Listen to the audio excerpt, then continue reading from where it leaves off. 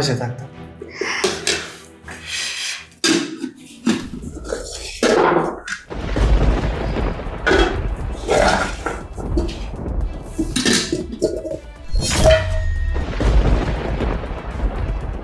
এ কি, এইখানে তো শুধু ডিম আর আলু ভর্তা, তরকারি কোথায়? এখন আমি তোমাকে কি দিয়ে ভাত খেতে দিব? দাঁড়াও, আমি ভাবিকে ডাকছি। ভাবি, ভাবি, কোথায় তুমি ভাবি? কি হয়েছে, চিল্লাইতেছে কেন? ভাবি, শ্রাবণের ভাত খেতে দিছি, এখানে তো ডিম আর আলু ভর্তা আছে, তরকারি কোথায়? কি দিয়ে ওকে ভাত খেতে দিব? এখানে যা আছে তা দিয়ে খেতে দাও। এখানে যা আছে তা দিয়ে খেতে দিব? এখানে তো একটু ডিম আর আলু ভর্তা, আর তো কিছু নাই। তুমি না গরুর মাংস রান্না করলা? হ্যাঁ, রান্না করছি। সবাই খাওয়া দাওয়া করছে, গরুর মাংস শেষ হয়ে গেছে। এখানে যা আছে আলু ভর্তা আর ডিম, ওটা দিয়ে তোমার জামাইকে খাইতে দাও। ভাবি, তুমি এসব কি বলছো? ও এই বাড়ির জামাই, আমরা ঈদের মধ্যে তোমাদের বাসায় বেড়াইতে আসছি, ওরে কিনা আমি শুধুমাত্র ডিম আর আলু ভর্তা দিয়ে ভাত খেতে দিব? এইবারে জামাই হয়েছে তো কি হয়েছে? প্রতিদিন কি ভালো মন্দতে ভাত খেতে দিতে হবে নাকি? যা আছে তাই দিয়ে তোমার জামাইকে খাইতে দাও। নেহা, এটা কি হলো? ভাবি হঠাৎ এরকম ব্যবহার করলো কেন আমাদের সাথে? আমি দেখতেছি, তুমি আসো আমার সাথে। মা, বাবা, তোমরা এইখানে? আমরা কি ঈদের মধ্যে তোমাদের বাসায় বেড়াইতে এসে ভুল করে ফেলছি? কেন কি হয়েছে? কি হয় নাই সেটা বলো। তোমরা খাইবা গরুর মাংস দিয়ে ভাত, আর আমার জামাইরে দিবা ডিম আর আলু ভর্তা। আমার জামাই কি শ্বশুর বাড়ি এসে ডিম আর আলু ভর্তা দিয়ে ভাত খাইবো? ও এই বাড়িতে আসতে চায় নাই, আমি ওরা জোর জবরদস্তি করে এই বাড়িতে নিয়ে আইছি ডিম আর আলু ভর্তা দিয়ে ভাত খাওয়ার জন্য। জামাইরে গরু মাংস দেয়নি? না। বৌমার আমি ডাক দিতেছি। এই বৌমা, বৌমা, এইখানে আসো। কি হলো? কি হয়েছে আম্মা? বৌমা, বাড়িতে আজকে গরু মাংস রান্না করা হয়েছে, তাহলে জামাইকে কেন আলু ভর্তা ডিম দিয়ে ভাত দিছো? আম্মা, যেই গরুর মাংস রান্না করছিলাম ওইগুলো তো আপনারা সবাই মিলে খাইয়া ফেলাইছেন, তাহলে আর কি দিয়ে ভাত দিতাম? আলু ভর্তা আর ডিম ছিল, এই কারণে ওইগুলো দিয়ে খেতে দিচ্ছি। বৌমা, তাই বলে তুমি যে আমার আলু ভর্তা ডিম ভাজা দিয়ে ভাত দিবা? তুমি গোস্ত আলাদা করে রাখবো না? আব্বা, গরুর মাংস তো খাইছেন আপনারাই। আপনারা যখন খাইছেন তখন তো আপনাদের জামাইয়ের কথা আপনাদের মনে আসছিল না? তখন তো হোমানে খাইছেন। কে আপনারা তো চাইলেও পারতেন রেখে দিতে, আপনারা তো রাখেন নাই। বুঝতে পারছি, গরুর মাংস আজকে বেশি মজা হয়েছিল, এই জন্য সবাই একটু বেশি বেশি খেয়ে ফেলছে। বোন, তুই কিছু মনে করিস না। আমার জামাইয়ের জন্য তোমরা মাংস রাখতে পারলা না? আমি এই বাড়িতে আসার পর থেকেই দেখতেছি তোমরা আমাদের সাথে কিরকম ব্যবহার করতেছো। আমার জামাইরে রাইখেই তোমরা খাইয়া ফেললা। আব্বা, খাওয়ার শরম হলো বড় শরম। আমি খাওয়া নিয়ে কথা বলতে চাই না। আমি চৌধুরী বাড়ির ছেলে, আর আপনারা কিনা আমাকে ডিম ভাজি আর আলু ভর্তা দিয়ে ভাত দিচ্ছেন। আমি এবার ঈদে এখানে আসার পর থেকে লক্ষ্য করতেছি আমি আপনাদের মেয়ের জামাই, আমাকে সেরকমভাবে কদর করা হচ্ছে না। আপনারা আমাকে অপমান করতেছেন। না না বাবা, এটা কেমন কথা কও? তুমি তো আমার একমাত্র মেয়ের জামাই, ওই একটা ভুল হয়ে গেছে। আমি তোমার এখনই গরু মাংস রান্না করে দিতেছি। থাক মা, তোমার আর গরুর মাংস রান্না করতে হইব না। তখন ডাইনিং টেবিলে ভাবি যেই ভাষায় আমাদের সাথে কথা বলছে তাতে আমার বোঝা হয়ে গেছে আমরা যে এই বাড়িতে আসছি এটা ভাবি সহ্য করতে পারতেছে না।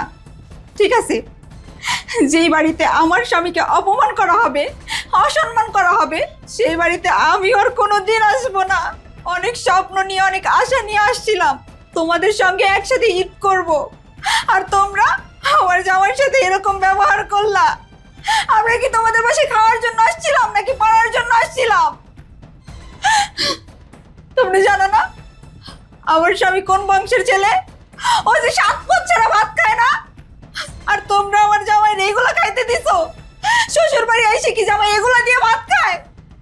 ওগো, আমি জানতাম না তোমার এই বাড়িতে নিয়ে আসলে সবাই তোমার সাথে এরকম ব্যবহার করব, তুমি অপমানিত হইবা। আমি জানলে কোনোদিনও তোমার এই বাসায় নিয়ে আসতাম না। ঠিক আছে, আমরা চলে যাব, আমরা আর কোনোদিনও তোমাদের বাড়িতে আসবো না। তুমি যেভাবে কথা বলতেছো আর কাইন্দা মামলা জেতার চেষ্টা করতেছো, মনে হইতেছে কি তোমার জামাইরে আমরা না খাওয়াই রাখি? আর তোমার জামাই যে 7 পদ ছাড়া ভাত খেতে পারে না, ওই গল্প না আমাদেরকে শোনায়ও না। যে বেটা কিনা 7 পদ ছাড়া ভাত খেতে পারে না, ওই বেটা শ্বশুর বাড়িতে আসতে হইলে ওইভাবে আসতে হয়। তোমার জামাই শ্বশুর বাড়িতে আসার সময় কি কি নিয়ে আসছে? হ্যাঁ, আসছে তো ড্যাং ড্যাং করতে করতে খালি হাতে, আবার আশা করো কি তোমার জামাইকে প্রতিদিন আমরা গরুর মাংস দিয়ে ভাত খাবো না? তোমার জামাই যে এখন পর্যন্ত ভাত খেতে পারতাছে না, এটাই তোমার জামার ভাগ্য, বুঝতে পারছো? আসছো তো সেই ঈদের সময়, এখন পর্যন্ত তোমাদের যাওয়ার কোনো নামগন্ধ নাই। তোমার জামাই কি চাকরি বাকরি ছাইড়া দিয়ে শ্বশুর বাড়ি উঠছে নাকি? শোনো, এখন তো তোমার জামাই ডিম আর আলু ভর্তা দিয়ে ভাত পাইছে, আরো 2 দিন থাকো না, দেখবা ভাতও জুটবে না তোমাদের কপালে। আব্বা, আপনার সামনে আপনার ছেলের বউ আমাকে যা ইচ্ছা তাই বলে অপমান করতেছে, আর আপনি কিছু বলতেছেন না। আমি কি গরিব নাকি? আমি কি ভিখারি নাকি? আমি কি খাওয়ার জন্য আপনাদের বাড়িতে পড়ে থাকি নাকি? আব্বা, আপনি জানেন না আমি কোন বংশের? আমার বাপ দাদারা দুম্বা জবাই করে খায়। আমাকে যদি এরকমই অপমান করা হয়, আমি কোনোদিন আপনাদের বাড়িতে আসবো না। বাবাজি, তুমি রাগ করো না, আমি বিষয়টা দেখতেছি।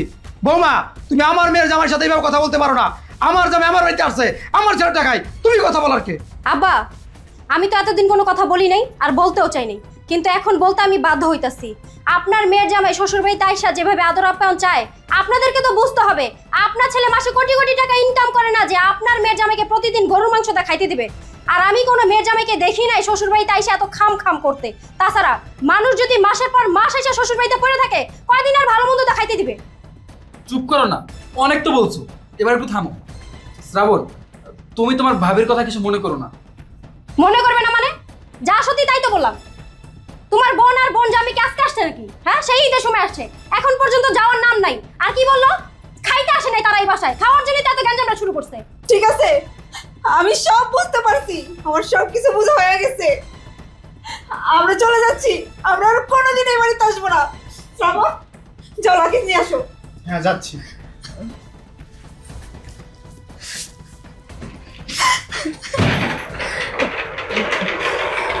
চলো। মারে, যাইস না, তোর ভাবি যা কইছে কইছে, তুই এটা মনে থাকিস না। তুই যাইস না, এখন যাইস না, পরে যাইস। কি? এত অপমানের পরেও আমার জামাইরে নিয়ে আমি এই বাড়িতে থাকবো? কখনোই না। আমরা এখন এই মুহূর্তে এই বাড়ি থেকে চলে যাচ্ছি, আর কোনোদিন তোমাদের বাড়িতে আসবো না।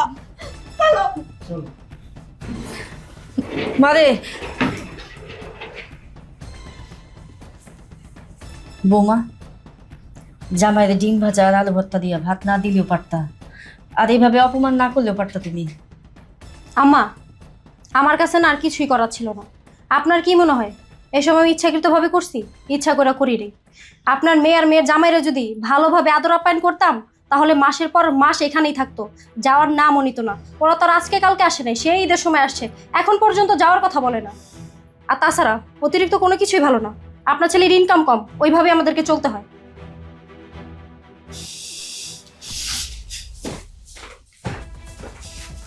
সব কিছুই বুঝলাম, তাই বলে এইভাবে বিদায় করবে? এভাবে বিদায় না করলেও পারতে। তোমার বোন জামাই যে খাদক, খাওয়ার কষ্ট না দিলে না সালাম দিয়ে বের করা যেত না।